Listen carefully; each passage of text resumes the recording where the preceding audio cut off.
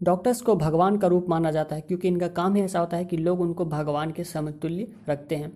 ये एकमात्र ऐसा करियर ऑप्शन है जिसमें बहुत ज़्यादा आप पुण्य कमाते हैं और उतना ही ज़्यादा आप पैसे भी कमाते हैं। यानी कि अगर आपको लोगों की सेवा करना पसंद है और आप साथ में साथ अच्छी खासी पैसे कमाना चाहते हैं तो डॉक्टर का करियर आपके लिए है। तो आप भी उन एस्पेरेंट्स में हैं जो आगे चल के डॉक्टर बनना चाहते हैं और लोगों की सेवा करना चाहते हैं, तो ये वीडियो आपके लिए है। इस वीडियो में हम डिस्कस करने जा रहे हैं कि डॉक्टर बनने के लिए क्या पढ़ना पड़ता है, कहाँ एडमिशन लेना पड़ता है, कौन से एग्ज़ाम पास करना पड़ता है, एग्ज़ाम की तैयारी कैसे की जाती है, कितनी फ़ी लगती है, डॉक्टर्स के लिए कौन से कोर्स होते हैं, किन किन फील्ड्स में डॉक्टर्स बनते हैं, कितना टाइम लगता है डॉक्टर बनने में, डॉक्टर बनने के लिए कितनी फ़ी लगती है, कितना खर्चा आता है, कितना पैसा खर्चा आता है, डॉक्टर बन जाने के बाद आप कहाँ कहाँ पे जॉब पाते हैं, आपकी कितनी सैलरी होती है, ये सारी चीज़ें हम इस वीडियो में डिस्कस करने जा रहे हैं। यानी कि आपके स्कूल में पढ़ने से लेके आपके डॉक्टर बनने तक का पूरा सफ़र हम इस वीडियो में समराइज करेंगे और देखेंगे कि ये सफ़र कैसा होता है और क्या क्या प्रॉब्लम्स आती है, क्या क्या हमको करना पड़ता है।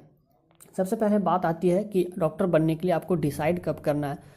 तो डॉक्टर बनने के लिए आप जितनी जल्दी डिसाइड करिएगा उतना ही जल्दी आपके लिए अच्छा रहेगा। फॉर एग्जांपल अगर आप इंटर में हैं यानी कि इंटरमीडिएट में है, 11th-12th में है और आप अभी के टाइम में अगर आप डॉक्टर बनना डिसाइड करते हैं तो वो एक आइडियल टाइम नहीं होगा। लेकिन अगर आप स्कूल में पढ़ते हैं या फिर आपका कोई बच्चा स्कूल में पढ़ता है जिसको आपको डॉक्टर बनाना है तो वो एक आइडियल टाइम है।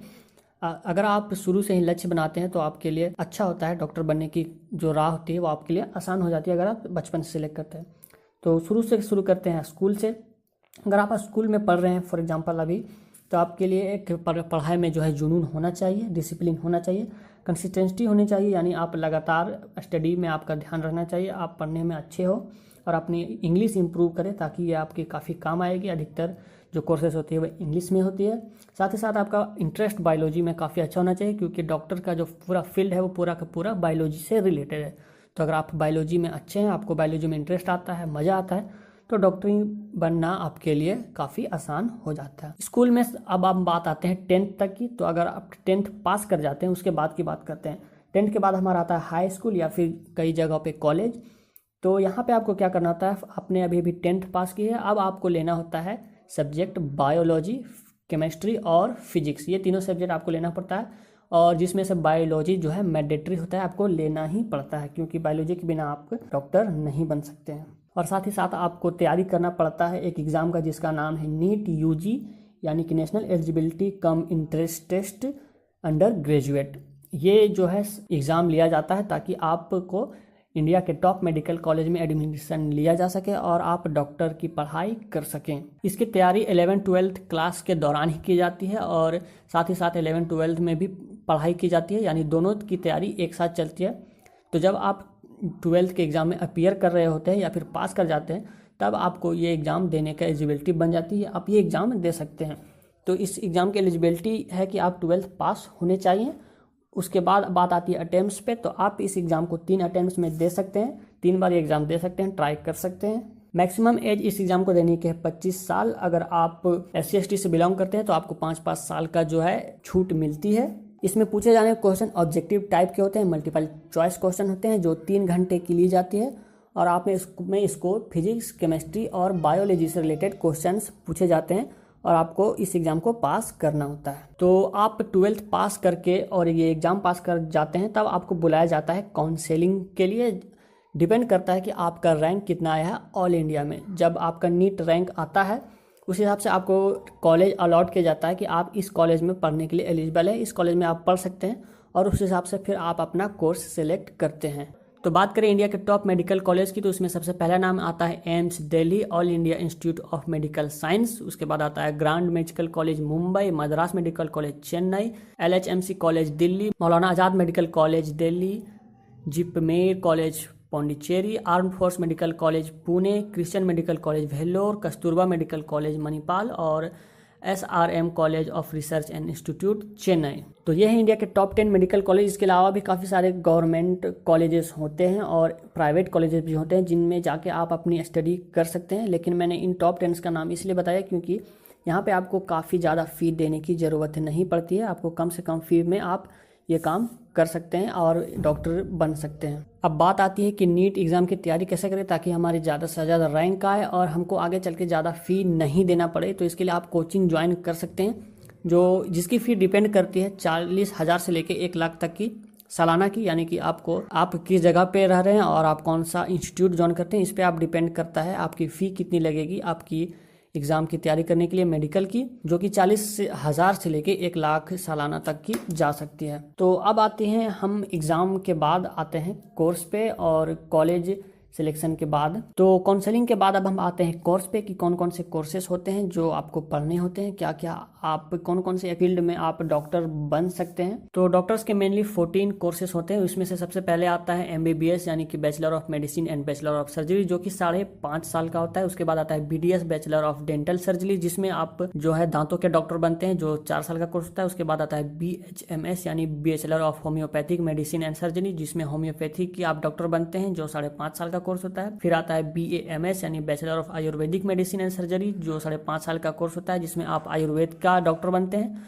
उसके बाद आता है MD यानी डॉक्टर ऑफ मेडिसिन, 3 साल का होता है। MS यानी मास्टर ऑफ सर्जरी यानी MBBS के बाद का ही आता है, जो 3 साल का होता है, जिसमें आप एक सर्जन बनते हैं। उसके बाद आता है DM डॉक्टरेट इन मेडिसिन, जो 2 से 3 साल का होता है। उसके बाद होता है BPharm यानी कि बैचलर ऑफ फार्मेसी, जो कि 4 साल का होता है। BSc नर्सिंग 4 साल का होता है। BPT यानी कि फिजियोथेरेपी, जो 4.5 साल का होता है। BOT यानी कि ऑक्यूपेशनल थेरेपी, जो कि 3 साल का होता है। BUMS यानी कि यूनानी मेडिसिन, यानी कि आप यूनानी जो तरीके होती है इलाज करने के, उसमें आप डॉक्टर बनते हैं। तो ये 5.5 साल का कोर्स होता है। और उसके बाद आता है DPharma, जिसमें आयुर्वेदिक मेडिसिन के बारे में आप पढ़ते हैं, जो 2 साल का कोर्स होता है। उसके बाद आता है bachelor of medical lab and technician, जिसमें आप लैब में कैसे काम करते हैं ये सीखते हैं, उसकी टेक्निक्स पढ़ते हैं। तो ये 3 साल का कोर्स होता है। तो कुल मिला के ये मेजर कोर्सेज होते हैं। और आपने सबसे ज़्यादा किसी चीज़ का नाम वो सुना होगा, वो होगा MBBS bachelor of medicine and bachelor of surgery, क्योंकि सबसे ज़्यादा फेमस यही है और सबसे ज़्यादा लोग इसी कोर्स के लिए ऑप्ट आउट करते हैं और इसी में अपना इनरोल करवाते हैं, इसी में पढ़ाई करते हैं। अब बात आती है कि हमको MBBS की पढ़ाई के यानी डॉक्टरी मेडिकल की पढ़ाई के लिए खर्चा कितना पड़ जाता है। तो ये डिपेंड करता है आपके रैंक के। अगर आपकी रैंक अच्छी आती है और अगर आप टॉप एम्स कॉलेज में जाते हैं तो आपको फीस कुछ भी देनी नहीं पड़ती है। कुल मिला के आप साल में 6,000 का फ़ी आपको लगता है और आप वहाँ पे आप फ्री हो जाते हैं। 6,000 देने के बाद आपके जो बेसिक मेस के चार्जेस होते हैं, जो मेस में जो आपको पैसे लगते हैं और जो आपके जनरल लाइफस्टाइल के खर्चे होते हैं, वो आपको वहाँ पे लग जाते हैं। उसके बाद थर्ड में सबसे आ जाता है जो हमारे प्राइवेट कॉलेज होते हैं। तो प्राइवेट कॉलेज में काफ़ी ज़्यादा फ़ी लगती है मेडिकल करने के लिए। यहाँ पे आप 4 लाख रुपये ईयरली से लेकर 10 लाख रुपये ईयरली एवरेज फ़ी आपको इस बीच में लग जाती है, जो कि काफ़ी ज़्यादा है। तो अगर आपके लिए अच्छा यही रहेगा कि आप अच्छे से पढ़ाई करें शुरू से ही, क्योंकि मैंने पहले बताया था शुरू से अगर आप अच्छी पढ़ाई करते हैं तो आपकी रैंक अच्छी आती है और आपको ज़्यादा फ़ी पे नहीं करना पड़ता है मेडिकल डिग्री प्राप्त करने के लिए और डॉक्टर बनने के लिए। ये है भी फ़ी स्ट्रक्चर की बात मेडिकल कॉलेज से MBBS करने के लिए और भी रिलेटेड जो डिग्रीज होती है वो करने के लिए।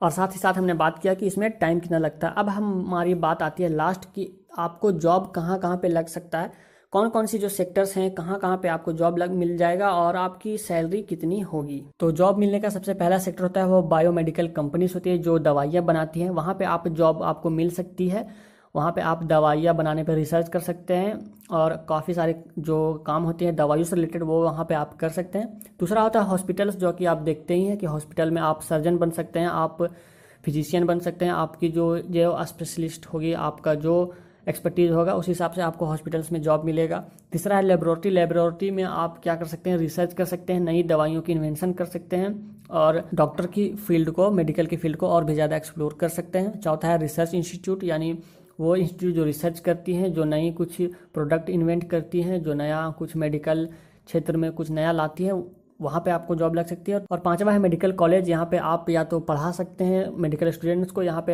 या फिर आप इसमें मेडिकल अपनी प्रैक्टिस कर सकते हैं, लोगों को इलाज कर सकते हैं और सिखा सकते हैं। तो ये सारे सेक्टर्स होते हैं। इसके अलावा काफ़ी सारे जो MBBS होते हैं उनका एक खुद का क्लिनिक होता है, यहाँ से भी वो आप अपनी अर्निंग करते हैं। अब बात करते हैं सैलरी की। तो हम सैलरी का एग्जैक्ट फिगर तो नहीं कह सकते हैं कि एग्जैक्ट सैलरी इतनी मिलती है, ये वेरी करती है काफ़ी सारी चीज़ों पर। आपकी एक्सपर्टीज़ कितनी है, आपका एरिया कौन सा है, आप कौन से एरिया में एक्सपर्ट है, आपका एक्सपीरियंस कितना है, आप कितने साल से काम कर रहे हैं, और आपका जो नाम कितना है आपके शहर में, एरिया में। ये सारी चीज़ें आप पे डिपेंड करती है कि आपकी पे आउट कितनी होगी, आपकी सैलरी कितनी होगी। तो अगर बात करें एवरेज में, तो अगर आप एक नए MBBS से पास आउट है और आपको एक नए जॉब मिलते हैं तो आपको लगभग 30,000 पर मंथ कम से कम मिलता है। 30,000 पर मंथ से आपकी शुरुआत होती है। और अगर आप एक्सपर्ट हो चुके हैं, आप एक नामी डॉक्टर बन चुके हैं, तो आपको 2 से 3 लाख रुपया पर डे का कमा सकते हैं, 2 से 3 लाख रुपया पर डे। तो यहाँ से आप अनुमान लगा सकते हैं कि आप कितनी अर्निंग कर सकते हैं। इसमें अर्निंग पोटेंशियल काफ़ी ज़्यादा है, लेकिन जितना ज़्यादा आप लोगों की सेवा करते हैं, जितना ज़्यादा आप एक्सपर्ट होते हैं किसी चीज़ में, जितना ज़्यादा अच्छे होते हैं, उतनी ही ज़्यादा आप अर्निंग कर पाते हैं। लेकिन यहाँ मेन बात अर्निंग की नहीं है, क्योंकि डॉक्टर अर्निंग से बढ़कर है। यहाँ पे एक समाज का एक इम्पॉर्टेंट हिस्सा बन जाता है डॉक्टर, क्योंकि वो समाज को स्वस्थ रखता है, समाज को हेल्दी करता है। तो ये काफ़ी बड़ी बात हो जाती है। और अगर आप अपने आप में अगर अच्छे डॉक्टर बन जाते हैं तो फिर पैसा आपके पीछे भागता है।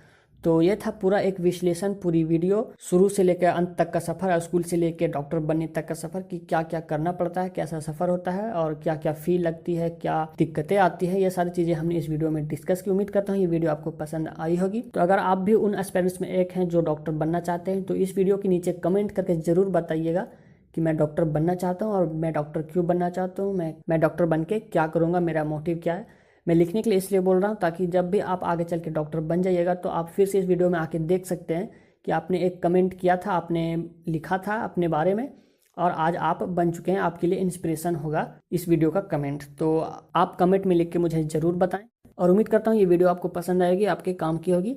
और अगर वीडियो आपके लिए हेल्पफुल रही है तो इसे लाइक कर दीजिए, शेयर कर दीजिए अपने दोस्तों के साथ फेसबुक व्हाट्सएप ग्रुप में। और ऐसे ही वीडियोज़ में आगे लाते रहूँगा, तो मेरे चैनल को आप सब्सक्राइब कर सकते हैं। फिलहाल के लिए इतना ही फ्रेंड्स, मिलता हूँ अगली वीडियो में। तब तक के लिए बाय, टाटा।